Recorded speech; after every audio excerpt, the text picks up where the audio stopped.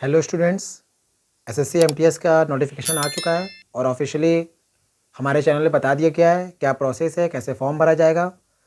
इस वीडियो में हमें जीएस जनरल अवेयरनेस में जो पूछा जाएगा उसमें बहुत ज़्यादा वास्ट सिलेबस है, तो हमें इसमें ध्यान देना है क्या हमें पढ़ना है क्या नहीं पढ़ना है। तो ये सारा मैंने आपके सामने लिख के रखा है जो एसएससी जो है जो पूछता रहता है, जो पूछता आया है हर एग्ज़ाम में, चाहे वो एमटीएस हो, चाहे वो CHSL हो या चाहे वो CGL हो। इन्हीं टॉपिक्स में से एसएससी जो है क्वेश्चंस उठाता आया है और ये टॉपिक सिर्फ और सिर्फ SSC examination point of view से इम्पॉर्टेंट है। तो जो एसएससी एमटीएस में जो है टॉपिक तो सारे ज़रूरी हैं, लेकिन आपको उन टॉपिक्स पे ध्यान देना है जो आपको नंबर दिला सकते हैं। तो मैंने यहाँ पर हर एक सब्जेक्ट से पर्टिकुलर टॉपिक रखा हुआ है, आप इसको देखिए और इसी इम्पॉर्टेंट टॉपिक को कवर अप कीजिए ताकि जो सेल्फ स्टडी कर रहे हैं उनका भी फ़ायदा हो सके और जो हमारे क्लासेस से जो क्लास करेंगे उनको तो हम लोग पूरी कोशिश मेहनत तो अपनी रहेगी ही करने की। तो आइए ज़्यादा टाइम ना लेते हुए ये देखते क्या पढ़ना है और क्या छोड़ना है। तो पढ़ना क्या वो देख लेते हैं। हिस्ट्री अगर आप उठाओगे तो हिस्ट्री में आपको सिंधु सभ्यता पढ़ जाना है, बौद्ध व जैन धर्म पढ़ जाना है, मध्यकालीन भारत पढ़ जाना है जिसको इंग्लिश में कहते हैं मेडिवल इंडिया। उसके बाद 1857 का विद्रोह पढ़ जाना है। उसके बाद भारतीय राष्ट्रीय आंदोलन जिसमें गांधी जी आए थे, चंपारण, भारत छोड़ो सत्याग्रह, नॉन कॉपरेशन मूवमेंट, ये सारे जो इन लोगों ने चलाए थे वो पढ़ जाना है।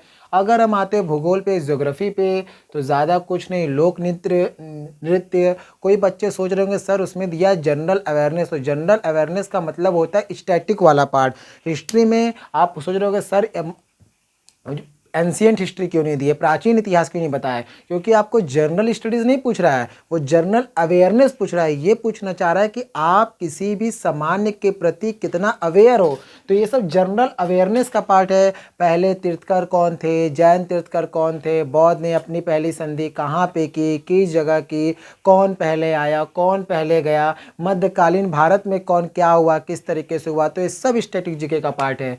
तो भूगोल में त्यौहार हो गया, फेस्टिवल, कौन राज्य कौन सा फेस्टिवल मनाता है, चारकुला कहाँ का नृत्य है, नृत्य से पूछ देता है, कथक कहाँ का नृत्य है, हर एक राज्य का आपको नृत्य याद रखना है। उसके बाद किताब व लेखक, करेंट वाले भी पूछे जा सकते हैं या पुराने वाले भी पूछे जा सकते हैं, ठीक है। वो जैसे कि दास कैपिटल किसने लिखा है, वेल्थ ऑफ नेशन किसने लिखा है, ये सब जैसे एग्जाम्पल के तौर पर। उसके बाद आपका आता है राष्ट्रीय उद्यान, नेशनल पार्क कितने हैं, कितने टोटल नेशनल पार्क हैं, कहाँ कहाँ पर है, फ्लोटिंग पार्क कौन सा है, एकमात्र फ्लोटिंग पार्क कौन सा है, ऐसे क्वेश्चन पूछता है। सबसे बड़ा नेशनल पार्क कौन सा है, पहला नेशनल पार्क कौन सा है, इस तरह से क्वेश्चन पूछ सकता है। नदी के बारे में, झील के बारे में, बांध के बारे में, सबसे बड़ा बांध कौन सा है, सबसे बड़ा खारे पानी का झील कौन सा है, नदी के बारे में, गंगा सिस्टम, ब्रह्मपुत्र सिस्टम, ये सारे पे ध्यान देना है। उसके बाद सौरमंडल, हमारा सोलर सिस्टम, सबसे बड़ा ग्रह, सबसे छोटा ग्रह, उसका जो सैटेलाइट है उस पर ध्यान देना है।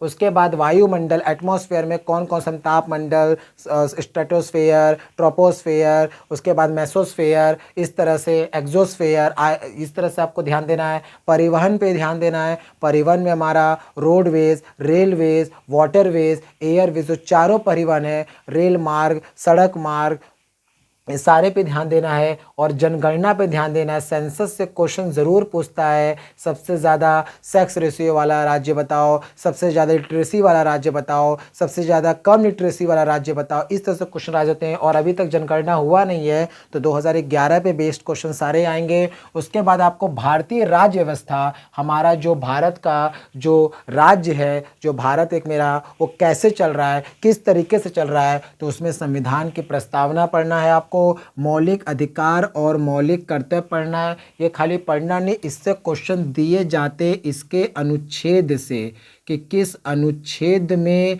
राइट टू इक्वलिटी बताया गया है, राइट टू एजुकेशन बताया गया है, right to freedom of religion बताया गया है। अभी हाल फिलहाल में एसएससी पूछा तो ये इनमें से कौन मौलिक अधिकार नहीं है, तो राइट टू प्रॉपर्टी को हटा दिया गया है। किन संविधान संशोधन के अंतर्गत हटा दिया गया है। ये सारे ऐसे बने हुए क्वेश्चन जो एसएससी इन तीनों एग्जाम्स में पूछता हुआ है, हम सब यहाँ पर कराने की कोशिश करेंगे। उसके बाद आपका हो गया अनुच्छेद, उसके बाद आपको पढ़ना संविधान संशोधन से, उसके बाद आपका लोकसभा बोले तो बेटा, राज्यसभा बोले तो बाप, उसके बाद है आपका राष्ट्रपति, पूरे राष्ट्र का पिता, राष्ट्र का पति, वो हो गया, और सर्वोच्च न्यायालय, सुप्रीम कोर्ट। हाई कोर्ट के बारे में इसलिए नहीं पूछेगा क्योंकि स्टेट एग्जामिनेशन, ये सेंट्रल एग्जामिनेशन की सबसे जो सुप्रीम अथॉरिटी होती है वो होती है हमारे सुप्रीम कोर्ट के पास।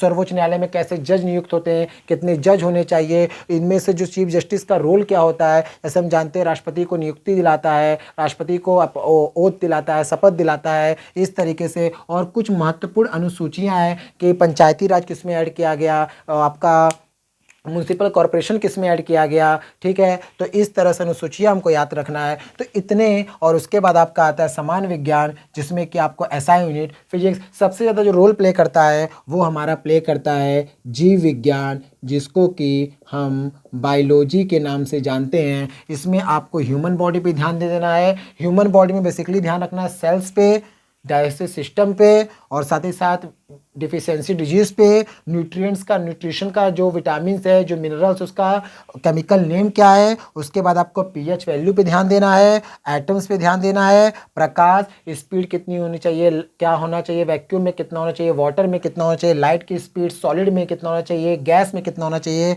ध्वनि साउंड हो गया। उसके बाद हमारा मात्रक एसआई यूनिट। अगर आप इतना कर लेते हो तो आप आराम से एमटीएस में एक अच्छा स्कोर कर सकते हो। ये आप स्क्रीनशॉट ले सकते हो, आप देख सकते हो, आप इसको पढ़िए। जो सेल्फ स्टडी कर रहे हो उनके लिए भी, और जो हमारा चैनल से पढ़ेंगे उनको तो हम पढ़ाएंगे। और जितने भी वन लाइनर के क्वेश्चन, जितने भी कुछ बन रहा है वो सब हम आपको देंगे। ये तो हर लोग एसएससी एमटीएस का फॉर्म भर दीजिए। फीस जो है मात्र और मात्र 100 रुपये ही लग रहा है। और अगर आप SC ST के हैं या फिजिकली हैंडीकैप्ड हैं तो कुछ मत दीजिएगा सरकार को, 0 रुपया में आपको 30,000 रुपये की नौकरी वो दे देगा। And wish you all the best student.